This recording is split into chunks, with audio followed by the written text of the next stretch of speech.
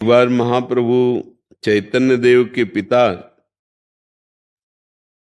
महाप्रभु को डांटा और तो स्वप्न में एक महापुरुष प्रकट हुए और उनका तुम्हें पता है तुम्हारे पुत्र रूप में कौन है आप जिनको डांट रहे थे।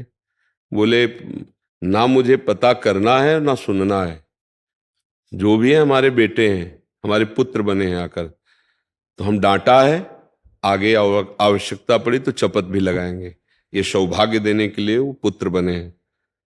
तो महापुरुष मुस्कुराकर अंतर ध्यान हो गए। हम ये क्यों उदाहरण सुनाया कि वो शिष्य रूप में है, आवश्यकता पड़ी डांटेंगे, आवश्यकता पड़ी तो हम उनको दंड भी देंगे। अब जैसे ये सब है तो ऐसा नहीं कि इनसे प्रिय व्यवहार ही करते हो, कभी कभी किसी की वृत्ति को ठीक करने के लिए ना गुस्सा है ना द्वेष है, पर रूप बना लिया गुस्सा वाला और क्रोध का शब्द उच्चारण करते हुए, तो ठीक है फिर हम ऐसा ऐसा तुम्हें दंड विधान करते हैं। वो डर गए, उनकी वृत्ति सुधर गई, वो गलती नहीं करेंगे। आज तो नाराज हो गए और एक सेकंड के लिए भी हृदय में कोई जलन नहीं है, कोई द्वेष नहीं है, पर वो हमें नाटक करना है। अगर हमें गुरुपद में भगवान ने बैठाला है, ये शिष्य हैं, तो हमको इनके दोष दर्शन करने हैं कि इनकी गलती क्या हो रही, इनकी त्रुटि क्या हो रही, क्योंकि इनकी उन्नति कैसे होगी। अब ये तो हमारे ऊपर समर्पित हो गए, तो हम इनके ऊपर समर्पित हैं कि इनकी कोई भी गलती इनको परास्त न कर पावे, पहले से उस गलती को सावधान, और अगर त्रुटि होती है तो दंड विधान। तो उसमें थोड़ी कि इनके अंदर भगवान है, ये वैष्णव है, ये तो आचार्य परंपरा से है, तो अब हमारे अंदर जो मंत्र है वही मंत्र इनके अंदर है, जो आचार्य के अंदर मंत्र है वही इनके अंदर मंत्र है। पर हमको ये सेवा मिली है कि ये शिष्य है, इनकी कोई त्रुटि होगी तो हमें डांटना है, हमारी पूजा है इनकी। जरूरत पड़ी तो दंड विधान भी रचा जाता है। ऐसा नहीं कि सबको, जैसे आप ये स्वरूप देख रहे हैं इतना ही नहीं है, जब अगर गलती कर दी तो कठोर स्वरूप भी है कि आपने हमारे सिद्धांत को जानते हैं, आपने ऐसा कैसे कर। तो अब क्या होगा, उनका चित्त संभल जाएगा और प्रभु की तरफ चलेंगे। तो आपका उद्देश्य उनकी उन्नति है, ना कि द्रोह है। जो हम द्रोह करके दंड देते हैं या द्रोह करके या किसी न्यून बात को लेकर के, वो ठीक नहीं है। हम उनकी उन्नति का भाव रख करके, उनके अंदर जो उस उन्नति में बाधक भाव हैं उनको हम उनको संबोधन, ये देखो आप ऐसा करते हैं, और दंड भी दिया जाता है तो वो मृदु दिया जाता है। मृदु, ना उसके शरीर की हानि हो, ना उसकी मानसिकता में निगेटिव भाव आने पावे। ये भी बात है, दोनों चीजें समझनी।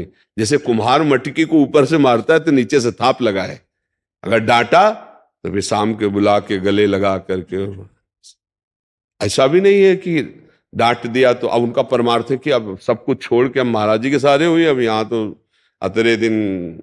ऐसा भी नहीं, इतना प्यार भी देना है कि हर परिवार के संबंध का प्यार उनको एक जगह समझ में आए कि मेरे माता तो महाराज जी, पिता तो महाराज जी, मेरे गुरु तो महाराज जी, और मेरे दोस्त तो महाराज जी। आप क्या समझते हो, इन बच्चों को ऐसे थोड़ी रखते हैं। इनको अच्छे अच्छे पदार्थ पवाकर पुष्ट भी करना है, पर इनके दोष रहने नहीं देने कि तुम खाओ और उद्दंडता करो। तो अब जैसे जो है, कभी उद्दंडता, निगेटिव भाव नहीं आने चाहिए। तो जैसे विद्यार्थी है, उसको ये भाव अंदर से इतना दुलार कि गुरु जी हमें बहुत दुलार करते हैं, पर अगर हम गलती करेंगे तो पीट भी देंगे। वो हमारे लिए अपराध नहीं है, वो हमारी सेवा है। अपराध तब होगा जब वो गंदा बात करे और हम देखते रह जाएं, तो हम अपने धर्म से चूक जाएंगे। ये बात है, हमें कोई भी गलत कार्य बर्दाश्त नहीं करना। अपने शिष्यों में, अपने शरीर में तो होना ही नहीं चाहिए, अपने अनुगमन करने वाले शिष्यों में कोई गलती बर्दाश्त नहीं होनी चाहिए, ऐसी जैसे अपने अंदर गलती बर्दाश्त नहीं होती, ऐसे नहीं, क्योंकि उनकी उन्नति में बाधा है। तो वो नहीं। अब जैसे कुछ स्कूल के जो अब बच्चा बहुत छोटा है, अब हरी डंडी बांस की, अब वो कोई क्रिमिनल थोड़ी है, विद्यार्थी है, खेल की अवस्था है, ये आसुरी प्रवृत्ति है, ये दंड नहीं है। ये फिर वो अपने दंड का विधान रच रहा है, ऐसा नहीं करना चाहिए। जैसे टीचर जो है ना, हमने खुद विद्यालय में देखा है, जैसे कोई सवाल नहीं लग पाया है, कोई ऐसा काम नहीं कर पाया, तो वो अवस्था ही प्रमाद की होती है।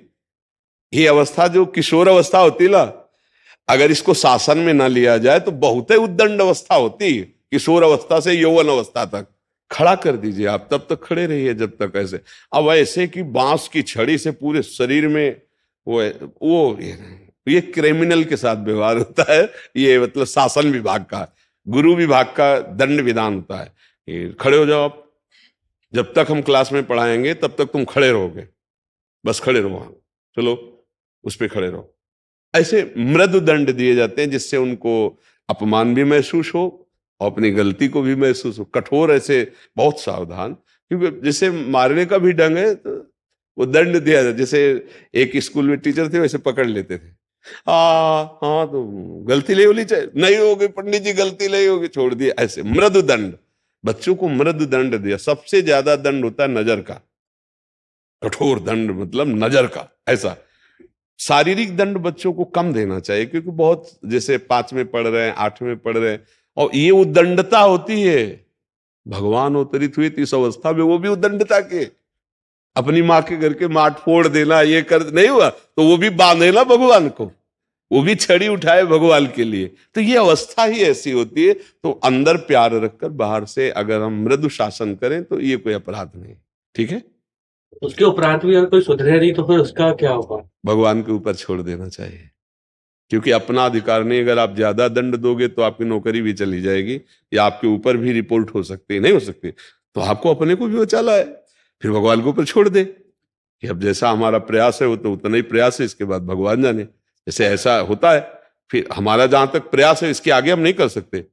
भाई उचित हम आपको दंड दे रहे हैं कि जाओ 2 परिक्रमा वृंदावन की लगाओ, भोजन नहीं मिलेगा एक टाइम, तुमने गलती की, हाँ गलती। अब इसके बाद आप सुधार नहीं कर रहे, रोज वही, तो फिर आप अपने घर जाओ। हम आपको नहीं संभाल पाएंगे, और उनके माता पिता को सूचना देके आप इनको ले जाइए, या फिर आप कहीं और देखिए, आप हमारे बस से बाहर हो चुके हैं कि आप जा सकते हैं, क्योंकि यहाँ ऐसे आचरण वाले रहते नहीं हैं, और हम आपको अब सुधारने में असमर्थ हैं। क्योंकि जब आप सुधरना ना चाहोगे तो आपको कोई नहीं सुधार सकता, और अगर आप सुधरना चाहते हैं गलती में तो 1-2 बार आपको संबोधन करना पड़ेगा, आप खुद सुधार। तो जो साधक सुधरना नहीं चाहते उनको सुधारना असंभव है। जैसे कुछ विद्यार्थी वो नहीं सुधरना चाहते, तो हमें कठोर दंड नहीं देना चाहिए, प्रभु को छोड़ दे, उनके घर वालों को बता दे।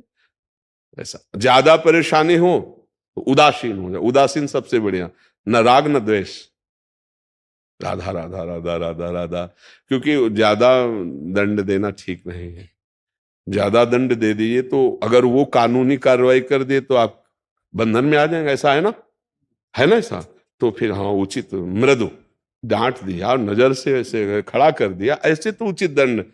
तो इसलिए जो बड़े बच्चे हो गए उनको प्यार से समझा दीजिए, नहीं समझ रहे तो आप उनको नमस्कार कीजिए, जैसा मन आवे बच्चा, हम तो जितना हमारा कर्तव्य हम कर रहे हैं, आगे आप जान ले। और अगर आपने ज्यादा उनको बेइज्जती की ना, तो आज के बच्चे बहुत चतुर हैं, बड़े प्रवीण हैं, बड़ा आज के बच्चों में इतनी मानसिकता बुद्धि मानी बढ़ चुकी है कि मर्यादा का त्याग 1 सेकंड में कर देंगे। तो सयाने बच्चों से मित्रवत व्यवहार करे, समझा दे, दंड ना दे, बहुत सावधानी से चले।